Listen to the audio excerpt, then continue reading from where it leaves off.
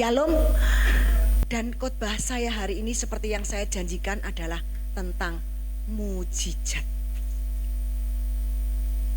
Nah, Bapak Ibu yang dikasihi Tuhan, berapa banyak dari kita yang percaya mujizat masih ada sampai hari ini? Angkat tangan, percaya. Berapa banyak dari kita yang inginkan mujizat? Kita semua ingin mujizat. Berapa banyak dari kita yang tidak ingin mujizat? Gak ada ya. Nah, karena ada orang yang tidak ingin mujizat Bapak Ibu. Karena pikirnya kalau ada mujizat, ini khotbahnya Pak Samuel Lasurdi mungkin ya. Kalau ada mujizat pasti ada masalah dulu, pasti. Yes, pasti. Nah, wis gak usah mujizatan, wis hidup gini aja, wis enak, wis tenang, wis tenang terus. Tapi masalahnya Bapak Ibu, apakah ada hidup yang seperti itu? Senang terus, tenang terus ya pokoknya wis oke lah. Tidak ada Bapak Ibu. Tidak ada hidup yang senang terus, tenang terus, tidak ada Bapak Ibu. Karena kita hidup di dunia yang sudah jatuh. Amin. Dunia yang kita hidup ini, dunia yang sudah jatuh. Jadi hidup ini seperti roller coaster Bapak Ibu. Hari ini gini, besok begini, besok begini. Nah, ikut Tuhan itu Pak Yusak Cipto ngomong, ngeri-ngeri sedep. Yaitu, ngeri-ngeri sedep. Hidup dengan Tuhan itu ngeri-ngeri sedep. Tapi endingnya adalah kebahagiaan. Endingnya adalah kemenangan. Sekalipun saat ini kita berasa, mosok ya Tuhan, mosok iso Tuhan, masa bisa aku. Tapi di dalam Yesus tidak ada yang tidak bisa. Dunia berkata tidak mungkin, dunia berkata no hope. Tapi di dalam Yesus selalu ada harapan. Amin. Nah, kita ini hidup ini butuh mujizat. Kita semua butuh mujizat Bapak Ibu. Pada waktu NCC ini mulai jadi gereja, saya minta dengan Tuhan, Tuhan biarlah gereja ini jadi gereja mujizat. Gereja ini jadi gereja mujizat. Dan Tuhan dengar itu Bapak Ibu. Tuhan itu dengar satu persatu jemaat, bahkan sampai pada pendetanya alami mujizat Tuhan. Contoh, yang pertama adalah saya dulu alami mujizat Tuhan. Dokter vonis saya punya aneurisma. Tapi Tuhan ngomong, aneurismamu, Lili, aneurismamu sudah tidak ada. Pada waktu, sudah tahu ceritanya ya, pada waktu suami saya mati 2015 dengan penyakit aneurisma ini. Padahal sudah cek di Singapura, tidak ada yang tahu, dokter Devatasan tidak menemukan. Ternyata aneurisma itu belakang otak Bapak Ibu. Setelah kayak di kateter begitu ya, di otaknya, dilihat itu ternyata di belakang otak dan dia pendarahan. Aneurisma adalah kelainan pembuluh darah sejak lahir. Jadi pembuluh darahnya itu ada mata ikannya Bapak Ibu. Dokter Singapura tidak bisa temukan. Saya sudah cek tiap tahun di sana. Mereka MRA semua, tidak ada ketemu. Makanya pada waktu saya datang ke dokternya, dia tanya, susternya tanya, mana Pak Didi? Kan susternya Malaysia. Jadi orang, Pak Didi pas away. Hah? Kenapa? Aneurisma. Loh, nggak ada Bu Lili. Diambilkan semua datanya, semua tidak ada aneurisma. Tapi dia meninggal saat itu juga. Dan saya percaya itu sudah waktunya Tuhan. Dan itu ya waktu yang terbaik buat dia untuk pergi ke rumah Bapak. Bapak Ibu yang dikasih Tuhan, saya diceritain begini sama teman-teman. Saya ketemu di salon sama teman-teman saya, ngomong gini, kamu ini harus periksakan anakmu 2 ini harus periksakan, karena aneurisma itu bisa nurun. Saya terbang ke Singapura ke dokter Timothy Lee Bapak Ibu. Di dokter Timothy Lee, dokter ngomong gini, ngapain anak-anak kecil kamu belum waktunya kamu periksakan aneurisma, kamu yang perlu. Hah, kok saya bukan keturunan, ini kan keturunan, saya kan kalau istri kan orang lain Bapak Ibu. kamu yang perlu periksa. Saya akhirnya di MRA dan ketemulah ada aneurisma. Dokter suruh saya kontras, habis itu saya kontras hari Senin. Pada waktu kontras, sebelum kontras hari Minggu saya mau ke gereja Pastor Prin. Anak-anak molor, janji 8:30, molor jadi jam 11. Saya sudah siap. Ini ada Mira. Mira tahu ya, mana Mira? Ya, Mira tahu. Dia satu kamar dengan saya. Karena saya telepon, ayo pergi gereja. Mah, aku masih belum bangun, ngantuk. Mah, nanti jam kedua ya, jam 11. Ya, tapi saya sudah siap Bapak Ibu. Saya sudah siap. Dokter kan sudah melihat ada aneurisma di MRA saya. Dia suruh saya kontras hari Senin. Saya batalkan semua tiket. Hari Senin saya mau ke Paragon untuk kontras. Sambil nunggu anak saya hari Minggu itu saya membaca firman Bapak Ibu. Sudah siap ke gereja, tidur lagi gak mungkin. Saya membaca firman duduk. Tiba-tiba Tuhan berfirman lewat Yakub, cerita Yakub, di mana domba yang polos-polos bisa lahir berbintik-bintik.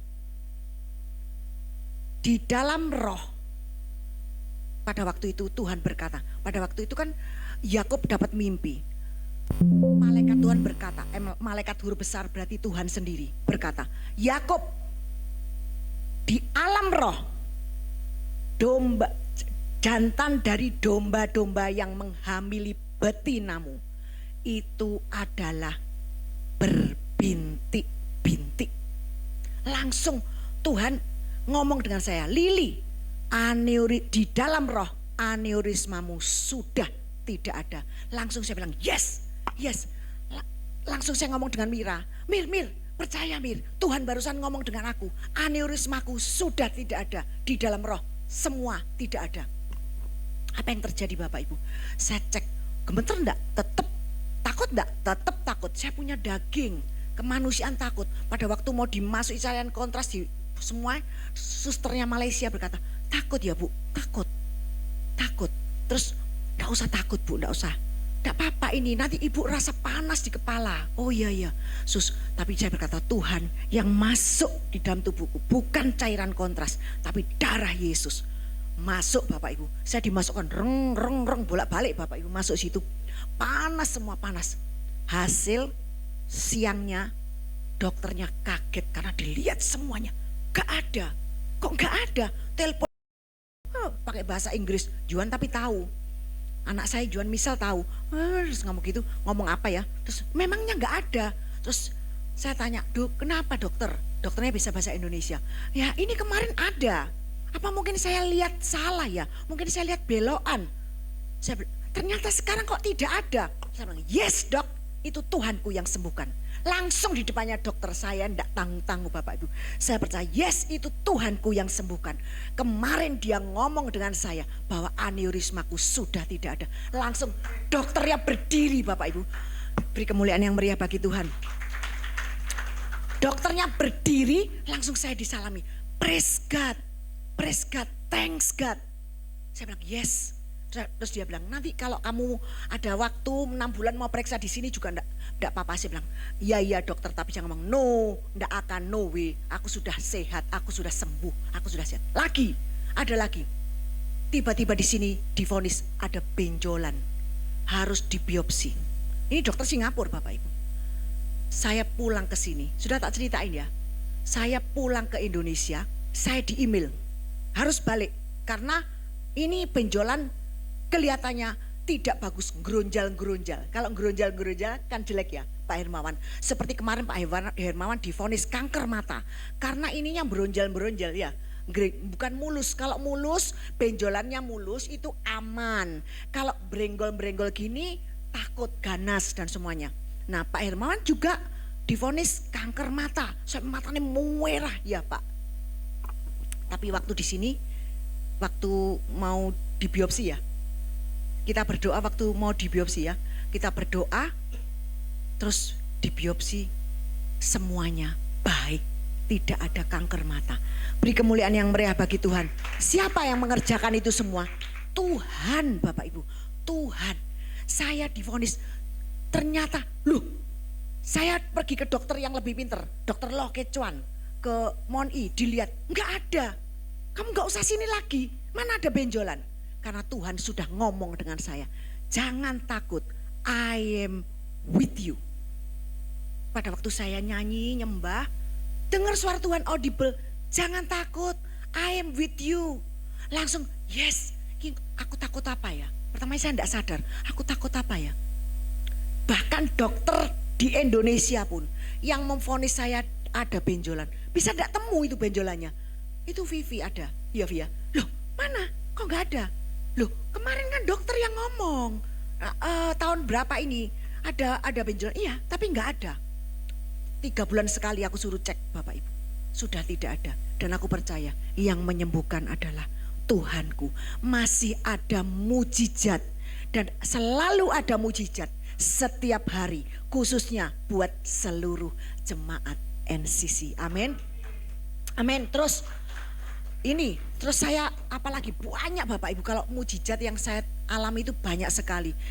Split ini, jatuh split kayak balet. Waktu muji nyembah Tuhan, aliran listrik. Tiba-tiba Sinta lagu terakhir nyanyi, Engkau Tuhan penyembuhku, kau sembuhkan sakitku. Saya enggak pernah cerita dengan Sinta. Saya enggak mau calling Sinta, Sin nyanyi lagu ini. Enggak sama sekali. Dia enggak tahu Bapak Ibu, seperti hari ini dia enggak tahu. Saya mau khotbah mujizat, tiba-tiba dia nyanyi itu. Dan mujizat terjadi. Ada aliran listrik naik turun. Saya sembuh. Kalau enggak gitu Bapak Ibu, saya enggak tahu, mungkin aku harus ke rumah sakit, mungkin harus bagaimana Bapak Ibu. Saya soalnya pada waktu saya pujian penyembahan, saya los ini semua Bapak Ibu, karena sakitnya luar biasa. Tapi Tuhan baik ya Bapak Ibu, Tuhan sembuhkan. Banyak cerita-cerita mujizat yang mungkin sampai saking banyaknya, sampai saya enggak ingat Bapak Ibu. Yohanes Noni hari ini ke Singapura, hari ini dia check up lagi. Tapi sudah 5 tahun lebih, 6 tahun dia sudah punya sertifikat bebas kanker Bapak Ibu. Dia bisa masuk asuransi karena sudah punya sertifikat bebas cancer. Itu dulu dokter bisik-bisik ke saya Bapak Ibu di Singapura, ini temenmu gak bisa sembuh, ini ganas ini. Saya punya temen 3 bulan mati, sudah dioperasi. Saya sampai duduk, aduh gimana ini. Operasinya Yohanes berapa? Hampir 18 jam mungkin Bapak Ibu. Saya ikut terus, tak telepon terus Yohanes. Noni yang jaga itu sampai stres Bapak Ibu. Dan akhirnya hari ini dia sembuh total. Makanya banyak Bapak Ibu. Sampai kaget. Dan dia ngomong gini, cerita sama saya kemarin. Kita ngomong-ngomong, ada Pak Dedi mungkin ya, ada Heru.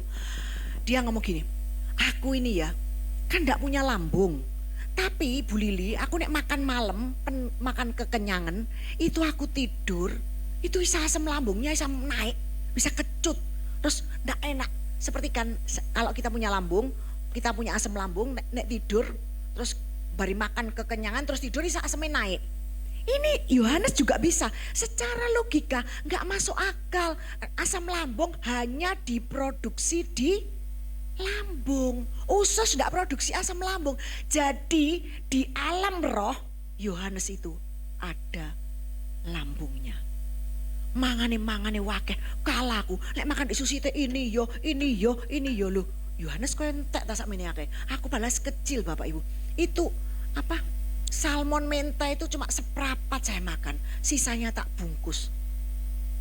Ini punya lambung, itu enggak punya lambung, makane sakmono akeh. Luar biasa, apa mungkin karena ususnya panjangnya gitu ya Pak Dedi. Yang kemarin dikotbahkan Pak Dedi usus cek dawane begitu ya. Enggak juga, ini lambung ini enggak kuat loh. Kalau usus orang ada yang enggak punya lambung, makanya sedikit-sedikit. Temannya Yohanes yang enggak punya lambung. Nah, Burita kencing manis sudah hampir dipotong kakinya. Masuk ruang operasi, keluar lagi, enggak jadi dipotong. Dan sembuh sampai hari ini. Siapa lagi? Vivi. 2 kali nih mujizatnya Vivi. Hebat. Pertama kali sudah divonis tidak bisa punya anak. Karena hasilnya itu kesuburannya itu apa namanya, tes kesuburan apa? yang cuma berapa itu? Seperti orang hampir umur 50 tahun. Sekalipun dia umurnya masih 29, tapi tes kesuburannya seperti orang hampir 50 tahun. Secara manusia enggak mungkin. Makanya dokter ngomong cepet bayi tabung. Ke Malaysia, Juan waktu itu COVID. Dia langsung ke apa itu infertilisasi ya. Langsung dia semua hasil dikirim ke sana. Saat dokternya tetap ngomong bayi tabung. Ini karena sudah seperti seperti ya apa? Mau 50 tahun kesuburannya. Bayangkan Bapak Ibu. Sampai dia putus asa, bayi tabung pun gagal. Dia putus asa wis gak dokter-dokteran. Karena kalau pulang dokter mesti nangis. Sedih, mesti nangis. Akhirnya ya tak biarin, gak ke dokter. Tapi saya percaya janji Tuhan. Bahwa Tuhan akan kasih dia anak. Saya percaya janji Tuhan. Terus akhirnya tiba-tiba Vivi didatangi Tuhan Yesus. Terus dia lihat Tuhan Yesus di teras lantai 2. Noleh ke Vivi dengan tertawa. Terus tengah malam dia dibanguni. Terus dia dikasih ayat. Apa? Kejadian berapa? Pokoknya Nuh mendapat kasih karunia di mata Tuhan. Terus dia cerita dengan saya. Lah Nuh itu mungkin ganti Vivi. Vivi mendapat kasih karunia di hadapan Tuhan. Sebentar lagi hamil. Saya bilang gitu. Vivi, tak suruh ganti namanya Vivi. Ternyata Tuhan itu pengen kasih nama Noah kepada anaknya. Noah mendapat kasih karunia di mata Tuhan. Vivi hamil. Luar biasa dia hamil. Itu ceritanya temennya Juan yang pernah datang sini. Itu telepon ke Juan. Kok disuruh telepon kamu sama Tuhan? Tuhan ngomong kamu suruh ke dokter. Terus Juan ngomong gini, Mah, ini kok aku disuruh dokter Fran sama si Tipen ya Mah? Terus saya ngomong gini, dokter apa toh? Kok gak krungu? Sing kok gak pernah denger? Sing pernah denger kan Chandra Teti, sing semua sing top di sini. Dokter Fran kok gak pernah denger? Tapi ya gak apa-apa lek dicoba ya. Terus ya aku juga rodok males Mah, nanti beritanya buruk. Tapi tadi Tipen kok ngomong seperti itu. Ya cobalah ke sana. Akhirnya ke dokter Fran. Dokter Fran ditunjukkan hasilnya. Sudah enggak usah dilihat tuh hasilnya. Kita punya Tuhan. Dokter Fran Kristen Bapak Ibu. Terus ini kamu jalani hari apa dikasih program Bapak Ibu. Dikasih programnya dia aja. Kamu main tanggal berapa? Gini. Itu apa yang terjadi? Hamil langsung Bapak Ibu. Dahsyat ya Tuhan ya. Luar biasa. Terus yang kedua, datang ke saya lagi, habis dari dokter Fran, dia sakit perut, dia sakit pinggang, mungkin sakit ini. Kalau endometriosis kan sakitnya sampai di sini-sini. Saya pernah alami Bapak Ibu. Terus dia datang ke dokter Fran ngomong apa? Waduh, wes gak usah dijogo. Karena apa? Iki wes endometriosis wakeh, PCOS lagi. Bayangkan 2 Bapak Ibu, endometriosis PCOS mateng. Terus datang ke kamarku, Juan Mah, doakan Vivi Mah, begini. Terus aku bilang, sudah percaya. Terus ada Vivi, nanti kita sebentar ke Israel. Kamu mandi sungai Yordan, sembuh semuanya. Amin. Terlagi kita ke Israel Bapak Ibu. Juan tulis surat di tembok ratapan. Dia nulis permohonan. Pengin tahun ini punya anak laki-laki. Pengin tahun depan. Itu kan November, jadi tahun depan punya anak laki-laki. Jelas anak laki-laki dimasukkan jeret ke sana. Pulang dari Israel Bapak Ibu, hamil langsung tokcer. Jadi pulang dari Israel 2 hari baru pulang dari Israel ngomong, Mah aku positif. Hah? Lu bukannya di Israel naik gunung, turun gunung Bapak Ibu. Kesel semua. Itu sama coaching gua ya, sama Siana. Kita naik rampak walk itu masa amit-amit. Aku kapok gak mau kesana lagi karena naik tinggi. Watunya gede-gede. Kita suruh naik sampai aku gandeng-gandengan tuntunan. Tapi coaching gua kuat luar biasa. Naik sana ya. Dan apa yang terjadi? Dia hamil. Terus tapi dalam hamilnya itu Juan masih khawatir, Mah ini nanti takutnya 3 bulan gugur karena menurut apa gitu loh. Dia baca karena ada PCOS itu bisa kemungkinan gugur dan semuanya. Tidak ada gugur. Kalau Tuhan yang sudah memberi, Tuhan menyempurnakan sampai lahirnya. Apa yang terjadi? Sampai lahir selamat. Dan anaknya lemu Bapak Ibu, lucu, kipluk-kipluk begitu ya, lemu sekarang. Dan dia suka tertawa Bapak Ibu. Dia paling sabar dan dia suka tertawa. Itu semua siapa? Tuhan Bapak Ibu. Tuhan kita siapa? Tidak ada apa-apa. Waktu didoakan, dilihat di USG, dokternya kaget, loh ini kelihatannya cewek loh ini. Terus Juan ngomong, loh ya apa ya, doaku ini ya, kemarin kan punya anak laki-laki maunya, kok cewek ya ini ternyata, katanya dokter Fran. Ya wis tidak apa-apa lah kok, cewek ya gak apa-apa diterima, pokok anaknya sehat, komplit semua, wis bersyukur. Loh, tapi aku gak percaya, aku minta laki ambek Tuhan, kok saya dikasih cewek, rasanya keliru gitu dokternya. Sungguhan Bapak Ibu, hamil 8 bulan apa berapa bulan, dilihat lagi, loh ada tugu monasnya katanya dokternya. Wah bener toh mah, bener toh, Tuhan itu ngei ndak pernah salah. Kalau ngasih ndak pernah salah. Ternyata laki-laki lagi. Emang Juan tuh seneng anak laki-laki kayak saya Bapak Ibu. Kalau laki-laki kan gampang wis, ya laki-laki, gampang ya, mau pergi ya wis hati-hati ya, gitu aja ya. Terus akhirnya lahirlah anak laki-laki. Terus saya bilang gini, stop Vives, gak usah lagi Vi, dunia malah gak karu-karuan, 2 aja anaknya. Padahal saya dulu ngomong 3, tapi saya suruh stop sih Vi, 2 aja anaknya, Vives ojo neh. Dunia malah gak karu-karuan, didik anak sulit, 2 aja. Dan apa yang terjadi, Tuhan dahsyat luar biasa.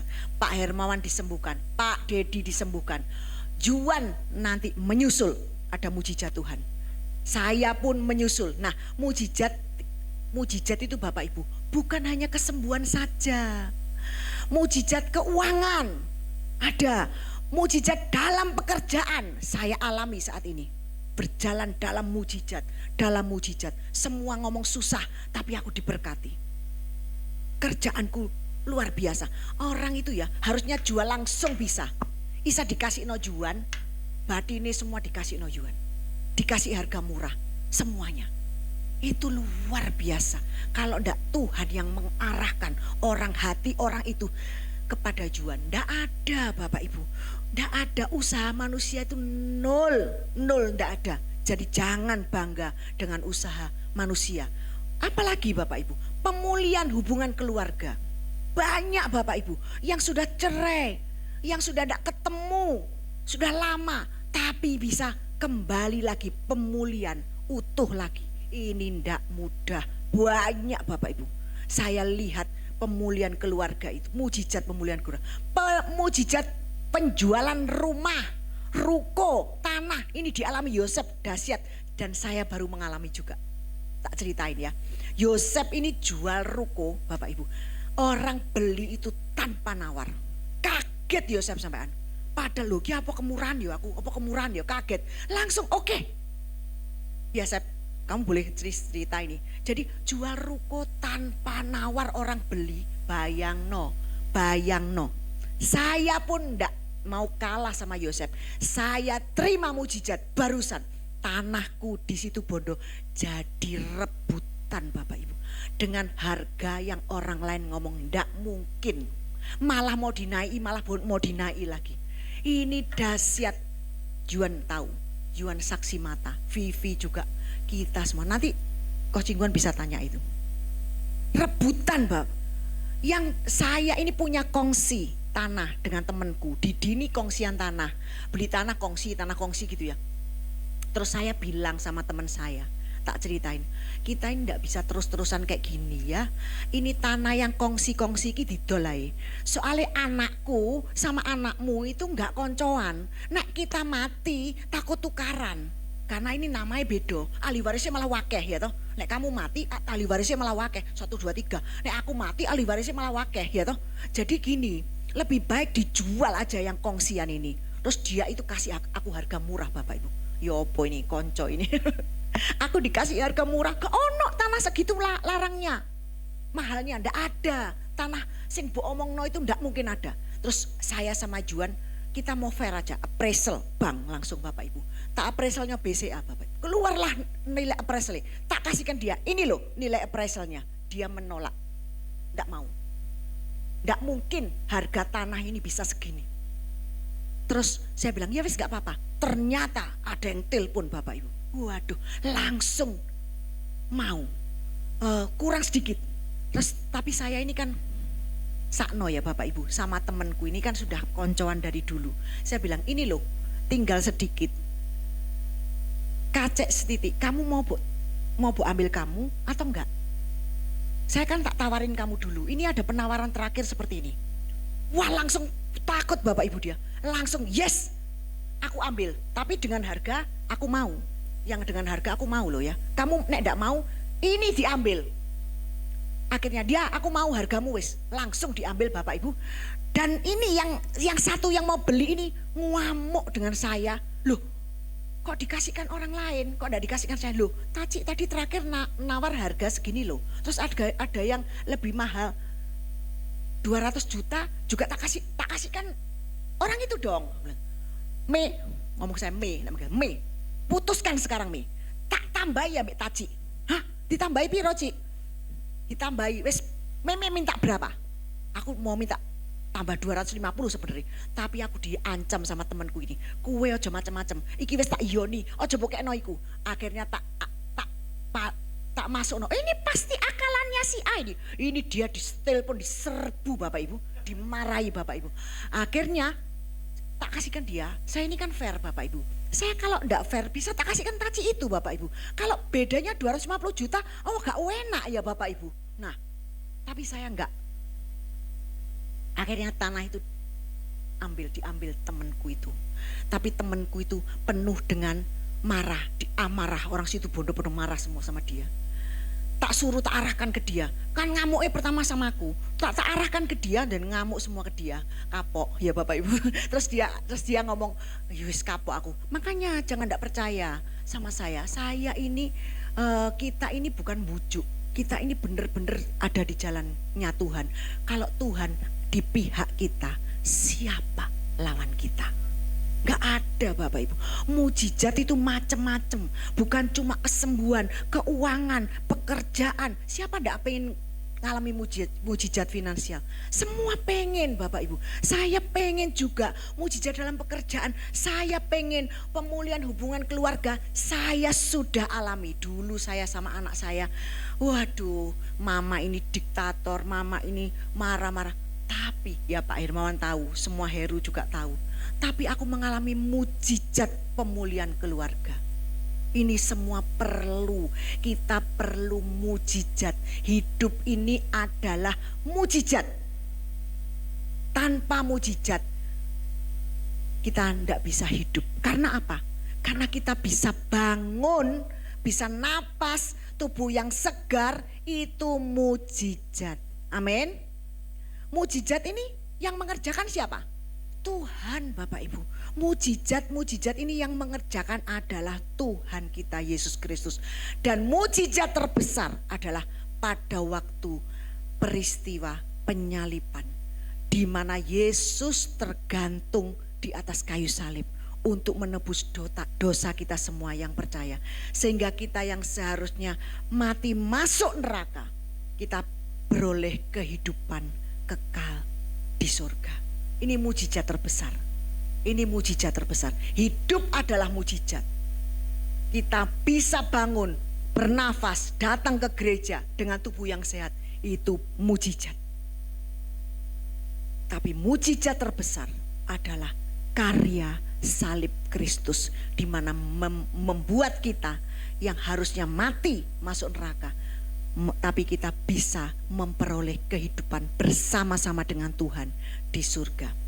Jadi kembali soal mujizat, sebenarnya mujizat ini adalah Yesus sendiri Bapak Ibu.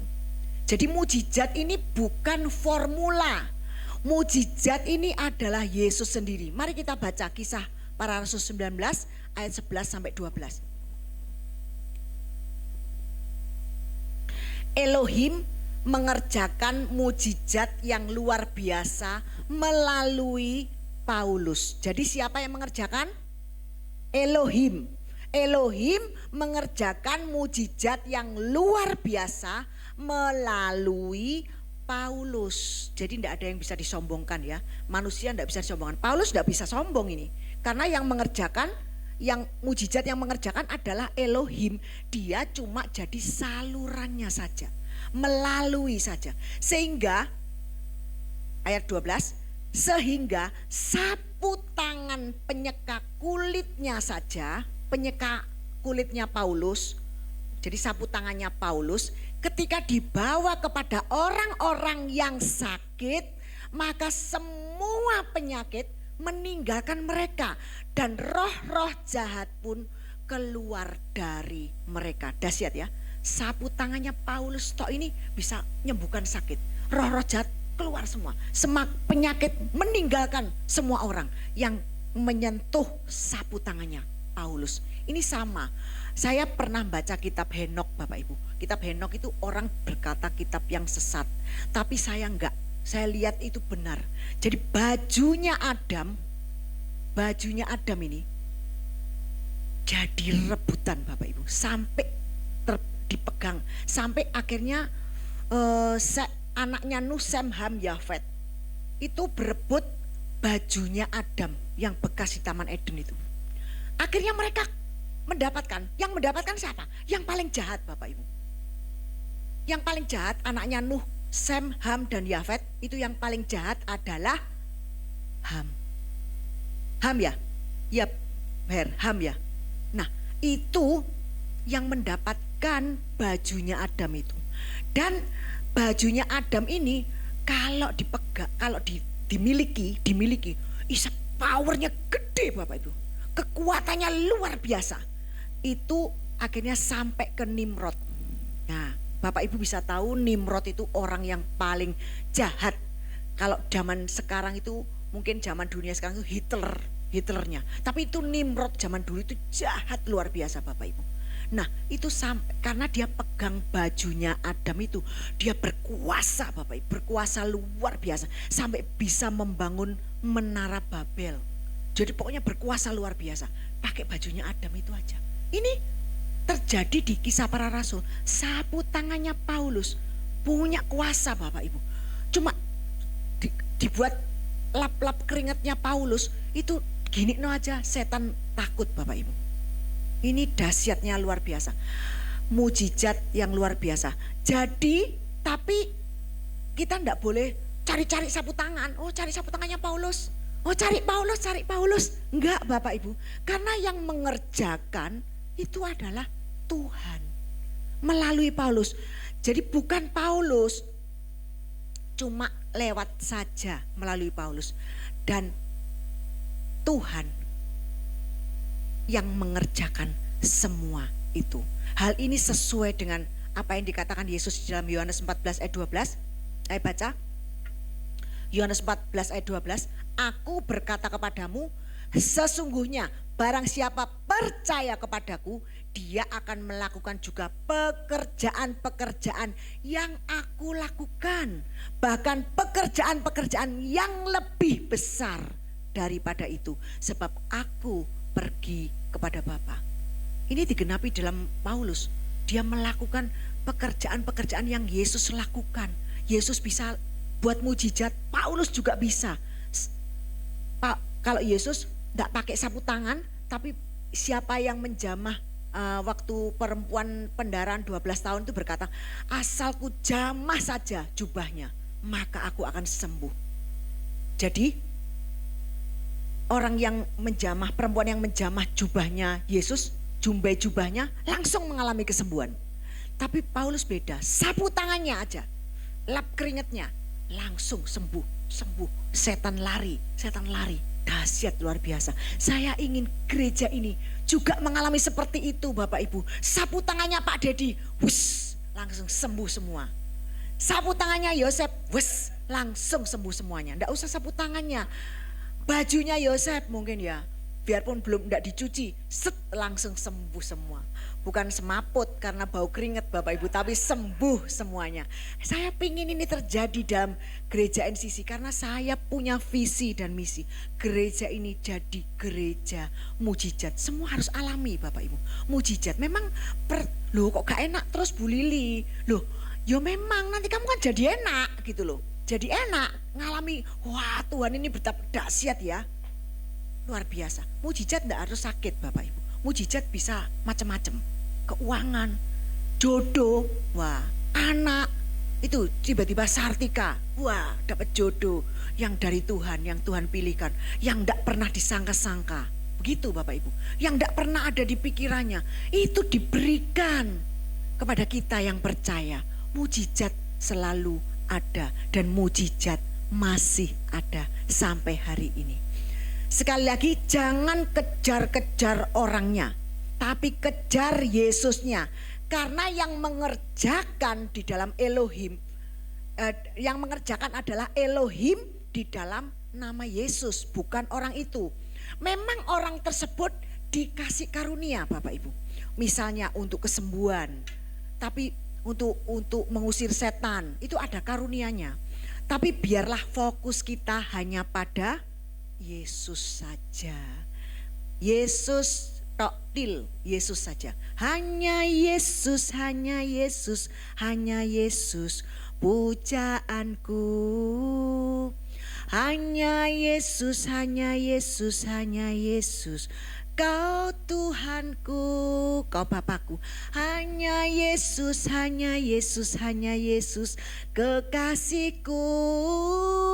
Hanya Yesus, oh hanya Yesus kekasihku. Keliru ya Pak Titi ya. Rajaku baru kekasihku. Nah, luar biasa ya. Hanya Yesus saja. Jadi kalau kita punya Yesus, NCC ini gampang sebenarnya. Untuk dapat mujizat itu sangat gampang dibandingkan dengan gereja luar. Karena apa? Di sini fokusnya wes Yesus, Yesus terus. Jadi kalau mau punya mujizat, gampang. Bu Endang, COVID sudah hampir mati loh Bu Endang ini. Sudah pulang mau ke surga ini dulu COVID ini. Wes pasrah dia. Tapi dapat mujizat. Itu apa? Apa yang tinggi? Apa? Apa itu? Yang apa itu? Didimer. Tinggi banget. Terus dikasih obat untuk pengencer, untuk menurunkan, pecah semua pembuluh darahnya. Iya betul Bu Endang. Sampai pecah semua pembuluh darah. Tapi hari ini masih ada. Karena Yesus. Jadi untuk tepuk tangan sekali lagi buat Tuhan. Amin. Semua alami mujizat Bapak Ibu. Pak Gerson juga alami mujizat. Pak Gerson alami mujizat. Dia apa? Ada bisulnya segede ini. Dia kemana-mana itu bisa kuat Bapak Ibu. Dan akhirnya dioperasi dan sekarang sembuh. Itu mujizat. Sekalipun kita harus mengalami, loh katanya mujizat, kok operasi dulu loh. Yohanes itu kan operasi dulu. Tapi kan endingnya mujizat. Jadi mujizat itu enggak bisa diformula. Oh, tes langsung sembuh. Oh, tes langsung sugih. Oh, tes langsung payu tanahnya. Enggak, Bapak Ibu. Itu suka-suka Tuhan. Caranya itu suka-suka Tuhan. Kita menyerah aja. Percaya karena Dia sanggup melakukan segala perkara. Segala perkaraku ku serahkan padamu, Tuhan pembelaku. Segala kuatirku ku taruh di kakimu, Tuhan pemeliharaku. Bila Kau yang membuka pintu, tak ada satupun.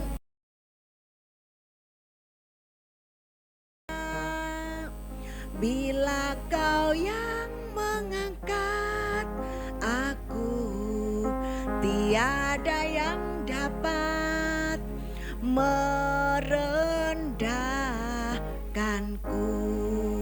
Itu semua Tuhan. Dan gereja ini sangat mudah untuk alami mujizat.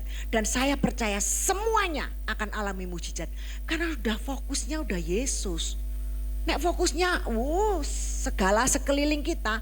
Gereja yang fokusnya perbuatan baik manusia, mau dapat mujizat itu ngeden Bapak Ibu, angel. Karena nek kita fokusnya Yesus, cepat Bapak Ibu, mujizat pasti terjadi. Dan luar biasa, jangan pernah diragukan lagi. Mujizat selalu terjadi di dalam kehidupan seluruh jemaat NCC. Selalu ada mujizat, tidak pernah ada yang jatuh, tapi semuanya naik, tidak turun. Semuanya jadi kepala, bukan jadi ekor. Dan apapun yang dikerjakan, Tuhan selalu buat berhasil dan beruntung. Itu yes, ya dan amin. Alami kuasa Tuhan, alami mujizatnya. Nah, kembali, kalau orang kembali ke khotbah ini ya, orang itu bisa melakukan mujizat itu karena dia diberi karunia sama Tuhan. Diberi karunia sama Tuhan. Ada karunia macam-macam ya Bapak Ibu. Ayo kita baca 1 Korintus 12 ayat 4 sampai 11. Jadi kalau orang doakan kita terus sembuh, itu orang itu dikasih karunia kesembuhan. Ada orang yang mengusir setan terus setannya lari, itu dikasih karunia untuk mengusir setan. Jadi ada banyak karunia. Kita baca ini ya. 1 Korintus 12 ayat 4. Ada berbagai macam karunia, tetapi rohnya sama. Amin. Nah, ada berbagai macam pelayanan, tapi Tuhan yang sama. Tapi Tuhannya sama. Jadi pelayanan berbagai macam lain, Tuhannya sama. Ada berbagai macam karunia, rohnya sama. 6 ayat 6. Ada berbagai macam pekerjaan ajaib, mujizat, tapi Elohim yang sama yang mengerjakan semua di dalam semua orang. Jadi Elohim mengerjakan semuanya di dalam semua orang. Jadi mujizat itu Tuhan yang mengerjakan di dalammu, di dalam kita semua, di dalam semua orang. Pekerjaan ajaib, Tuhan yang sama mengerjakan semua di dalam semuanya. Jadi semua di dalam semuanya. Namun 7, kepada masing-masing diberikan pernyataan roh untuk kepentingan bersama. 8, sebab oleh roh kepada yang seorang diberi karunia perkataan hikmat. Jadi kalau ada orang yang ngomong itu sing keluar itu hikmat, itu karunia perkataan hikmat. Kepada yang lain oleh roh yang sama diberikan karunia perkataan pengetahuan. Dan aku tahu ini Heru, perkataan pengetahuan. Perkataan Pak Dedi juga pengetahuan ini. Terus 9, kepada orang lain oleh roh yang sama diberikan karunia iman, diberikan iman. Kepada yang lain oleh roh yang sama diberikan karunia kesembuhan. Jadi macam-macam ya. Ada yang satu orang dapat karunia banyak Bapak Ibu. Ada yang satu orang cuma dapat satu. Jadi macam-macam. Terus 10. Tadi 10 ya. Kepada yang lain mengadakan berbagai mujizat. Jadi kepada yang lain dikaruniakan mengadakan berbagai mujizat. Kepada yang lain bernubuat. Kepada yang lain lagi membedakan berbagai macam roh. Kepada yang lain diberikan mengartikan diberikan membedakan roh. Pada yang lain diberikan berbagai jenis bahasa lidah. Jadi ada yang nggak percaya bahasa lidah ini ya. Ini orang bahasa lidah kok kayak ngomong Jepang gitu ya. Gitu kan. Ada yang ngomong Cina, bahasa Cina, gitu ya. Loh, ini berbagai macam jenis bahasa lidah loh Bapak Ibu. Jadi bahasa lidah enggak cuma kira lama syarara enggak. Orang lain bisa lain Bapak Ibu. Ada sing sandal lawas, sandal anyar, enggak tahu Bapak Ibu. Itu macam-macam. Jadi karunianya itu macam-macam. Jangan tertawa.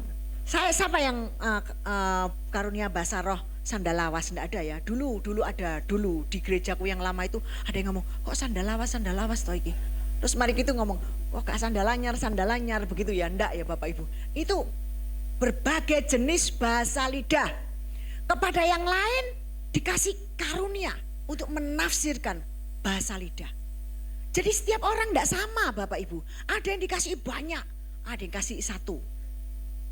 Tapi semua berasal dari Tuhan. 11.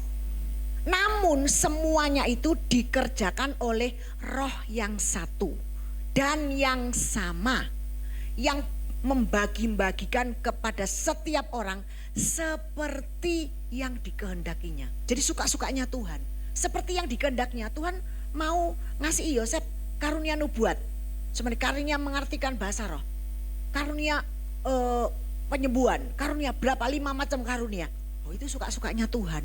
Kita tidak bisa ngomong gini, Tuhan kok Yosef cek akeh nih, kok aku cuma 1. Tuhan gak adil itu. Gak bisa begitu Bapak Ibu.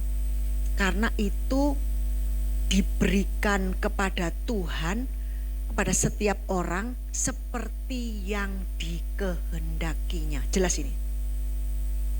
Jadi tidak ada yang iri Bapak Ibu. Nah sekarang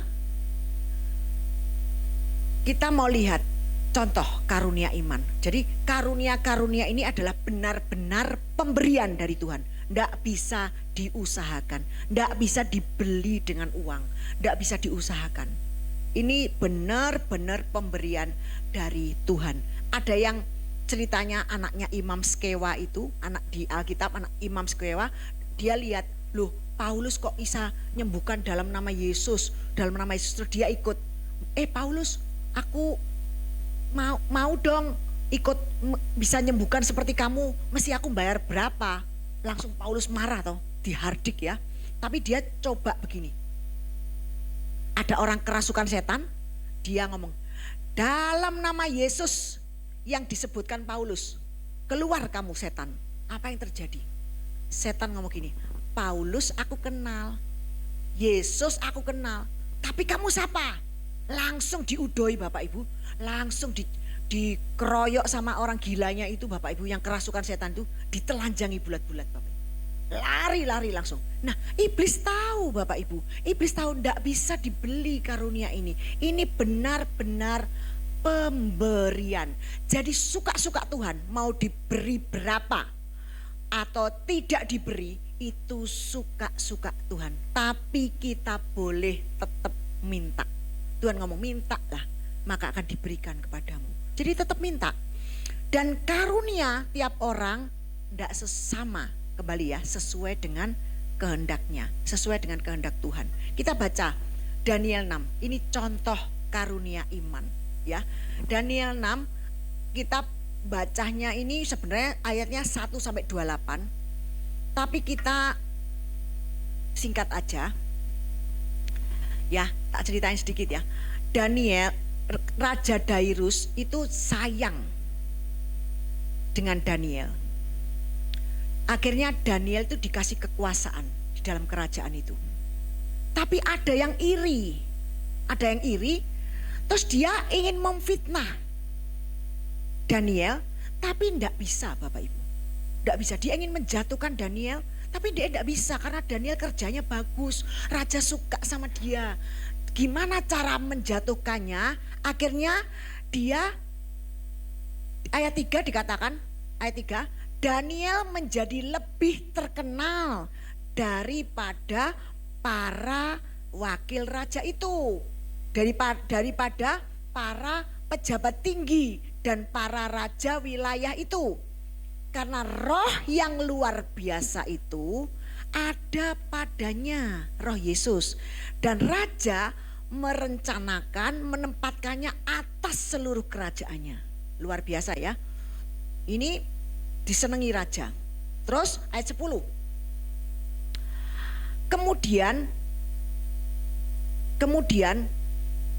10 ya, ketika Daniel mengetahui bahwa surat perintah itu, jadi karena gini ceritanya, kok lonjat 10 ya, kan Daniel itu mau ditempatkan atas seluruh kerajaannya, jadi wakilnya raja.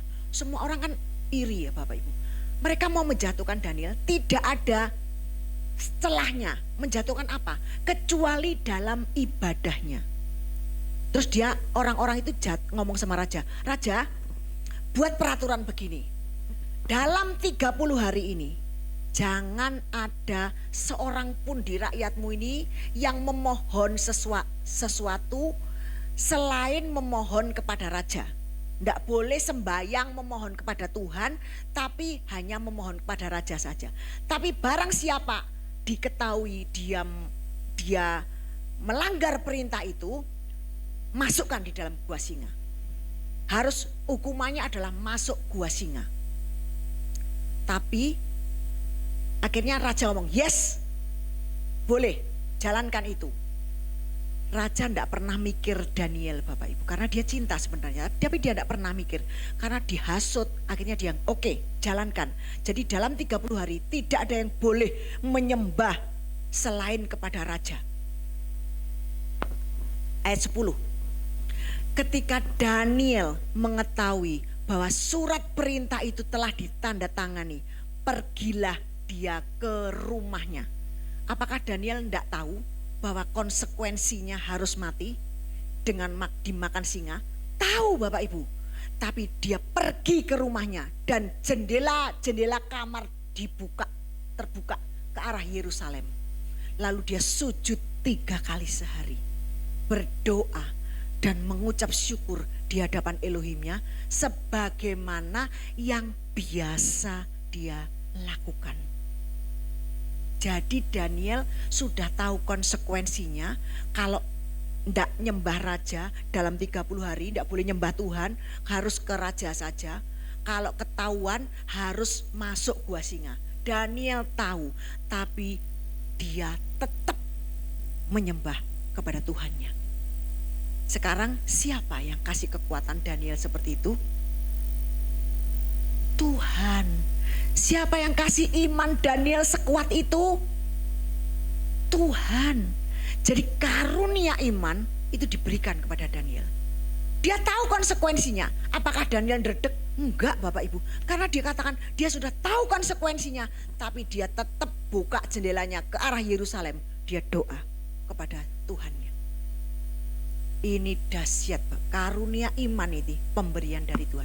Jadi tidak ada sih dibanggakan, oh, imanku kuat yo, oh imanku ini kuat yo. Kau nak sing kuat, Bapak Ibu. Yang kuat itu hanya Yesus. Imannya Yesus yang diberikan kepadamu sehingga kamu bisa kuat menjalani hari-hari ini. Hari ini hari yang jahat, Bapak Ibu. Hari-hari ini hari yang jahat. Ada lagu gini. Selamatkanlah waktumu, detik-detik di dalam hidupmu. Hari-hari ini, waktu-waktu ini, waktu yang jahat, sungguh-sungguh jahat. Jelmakan Yesus hidup. Yesus hidup di dalam hidupmu.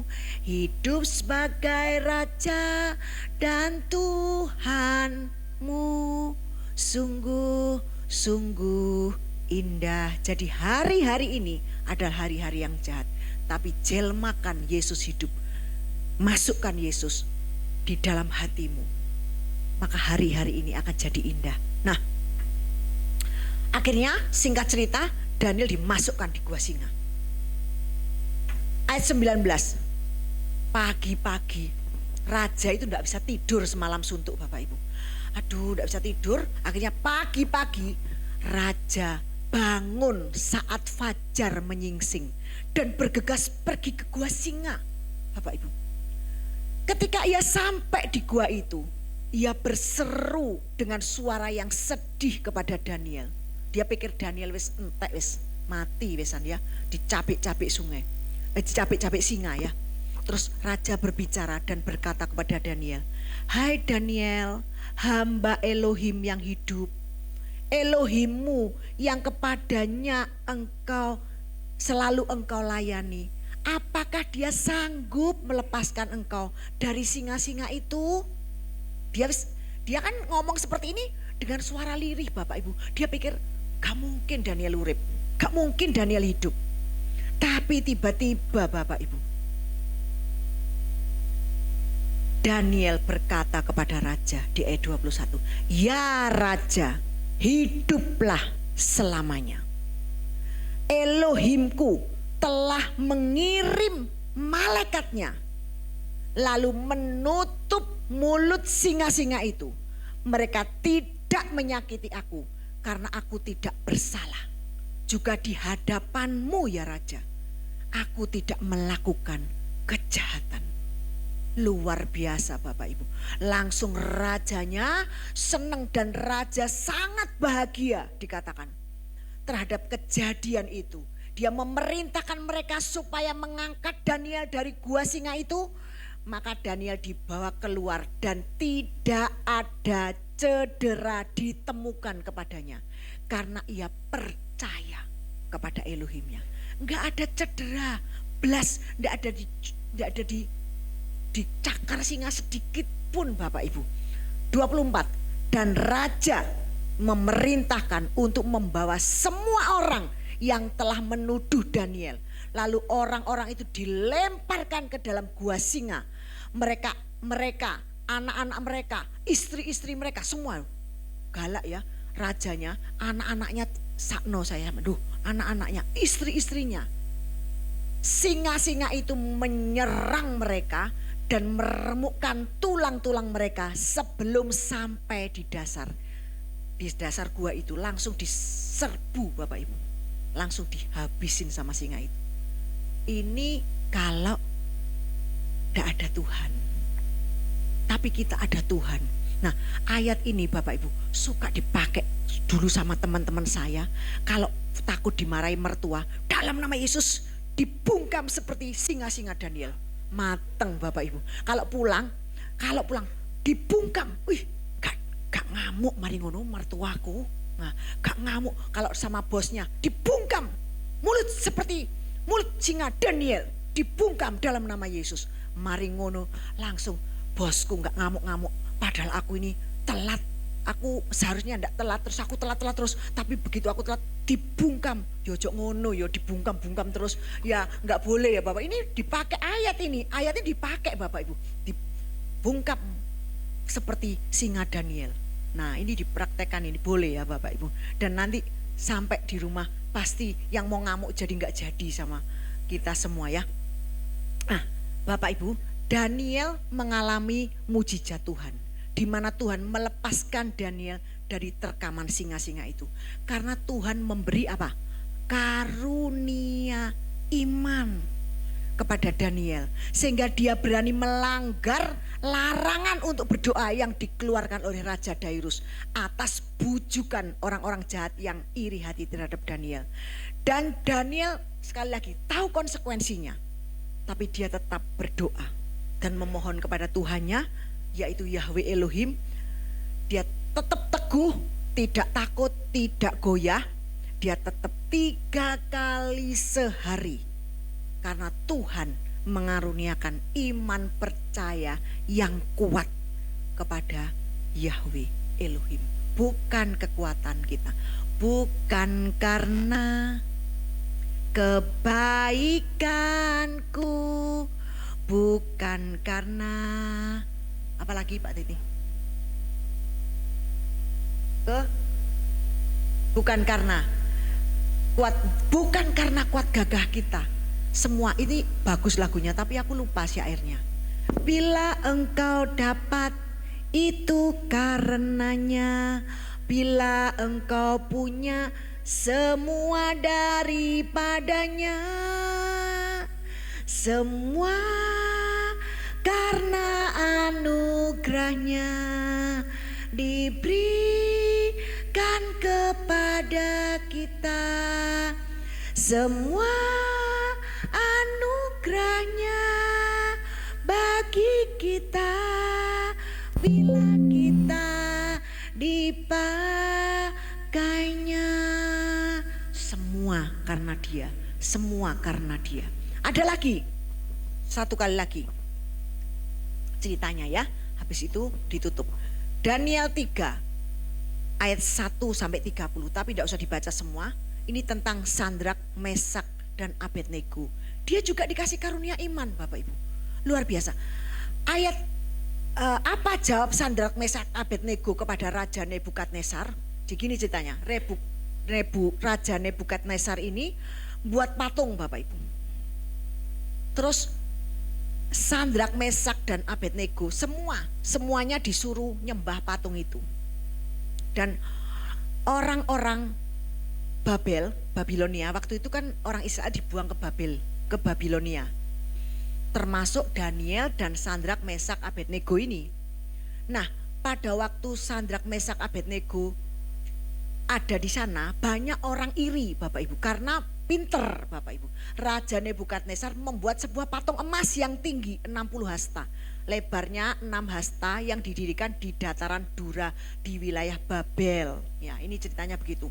Dan semua orang disuruh menyembahnya. Lah, tapi ada orang-orang yang iri dengan Sadrak, Mesak, Abednego sehingga dilaporkan kepada raja pada waktu semua orang, ayo sembah patung. Tapi Sadrak, Mesak dan Abednego tidak nyembah. Dia tetap tidak mau nyembah. Akhirnya orang-orang yang iri hati terhadap Sadrak, Mesak, Abednego, karena dia orang-orang itu orang-orang pinter semua. Daniel, Sadrak, Mesak, Abednego ini orang pinter semua. Jadi diiriin hati Bapak Ibu. Ini zaman Nebukadnezar. Iri hati semua. Dilaporin kepada raja. Dilaporin kepada raja. Ini loh, ada 3 orang Yahudi yang gak sembah patungnya raja. Gak nurut perintahnya raja. Apa jawabnya? Raja ngomong gini, mana? Langsung dia marah. Didatangilah Sadrak, Mesak dan Abednego. Kenapa kamu gak sembah patungku? Itu ayat berapa? Berkatalah Nebukadnezar kepada mereka, apakah benar, hai Sadrak, Mesak dan Abednego, bahwa kamu tidak memuja dewaku dan tidak menyembah patung emas yang kudirikan itu? 15. Sekarang tak kasih kesempatan, maksudnya tak kasih kesempatan. Jika kamu bersedia, demi kamu mendengar bunyi sangkakala, seruling, kecapi, rebab, gambus, serdam dan berbagai-bagai jenis bunyi-bunyian, sujudlah menyembah patung yang kubuat itu. Tapi jika kamu tidak menyembah, kamu akan dicampakkan seketika itu juga ke dalam perapian yang menyala-nyala. Dan dewa manakah yang dapat melepaskan kamu dari tanganku, hai Sadrak, Mesak dan Abednego? Ini kata-katanya Nebukadnezar. Tapi apa jawab Sadrak, Mesak dan Abednego? Dikatakan tidak ada gunanya kami memberi jawab kepada tuanku dalam hal ini. 17. Jika Elohim yang kami puja sanggup melepaskan kami, maka ia akan melepaskan kami dari perapian yang menyala-nyala itu dan dari dalam tanganmu ya Raja. Wani loh ini, berani Pol ini. Dia tahu konsekuensinya, harus masuk dapur perapian.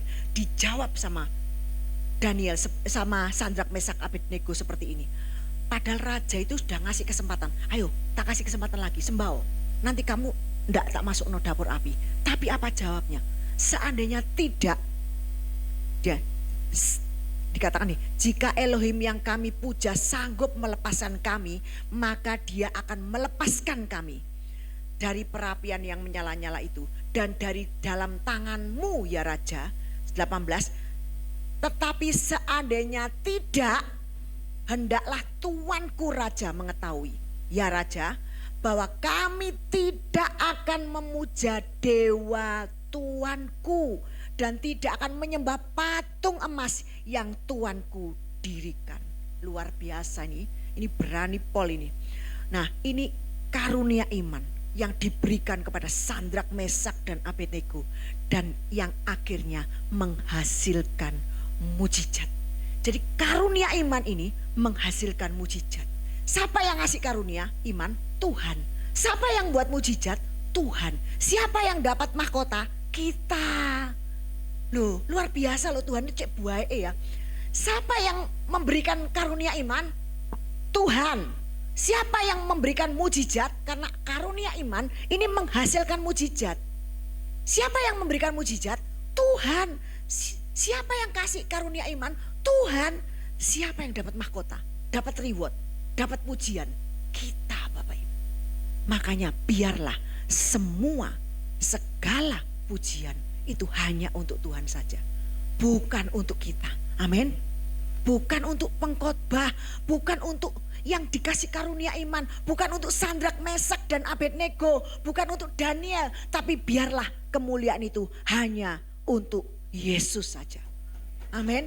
Beri kemuliaan yang meriah bagi Tuhan. Ayat 24 sampai 27. Kemudian terkejutlah raja. Lalu kan akhirnya ceritanya sebelumnya 18, 19 dulu biar seru ini ceritanya. 19. Maka meluaplah kegeraman Nebukadnezar, marah. Air mukanya berubah terhadap Sadrak, Mesak dan Abednego. Ini kurang ajar ini, ya. Kok berani-berani sama aku? Kalau saya jadi Sadrak, jadi Nebukadnezar, mungkin aku juga marah, Bapak Ibu. Jadi aku tidak sok suci. Oh, Bu Lili gak tahu marah. Oh, marah. Nek ditantang seperti ini bisa marah, Bapak Ibu ya. Nah, lalu diperintahkannya supaya perapian itu dibuat 7 kali lebih panas dari yang biasa. Bayangkan, panas 7 kali. 20. Kepada beberapa orang yang sangat kuat dari tentaranya dititahkan untuk mengikat Sadrak, Mesak dan Abednego dan mencampakkan mereka ke dalam perapian yang menyala-nyala itu. 21. Lalu diikatlah ketiga orang itu dengan jubah. Jadi pakai jubah, tetap pakai celana, pakai topi, dan pakaian-pakaian mereka lengkap. Dicampakkan ke dalam perapian yang menyala-nyala. 22. Karena titah raja itu keras, dipanaskan perapian itu dengan luar biasa, sehingga nyala api itu membakar mati orang-orang yang ngangkat Sadrak, Mesak dan Abednego ini. Kesamber apinya mati, Bapak Ibu. Yang ngangkat Sadrak, Mesak, Abednego ke atas itu mati. Orangnya yang ngangkat tuh kesamber, karena saking panasnya perapian itu mati, Bapak Ibu, orangnya. 23. Tetapi ketiga orang itu, yakni Sadrak, Mesak dan Abednego, jatuh ke dalam perapian yang menyala-nyala itu dengan terikat. Bayang diikat, Bapak Ibu. Diikat 3 orang, diikat jadi satu dengan pakaian komplit, dicemplung di dalam perapian yang menyala-nyala itu. 24.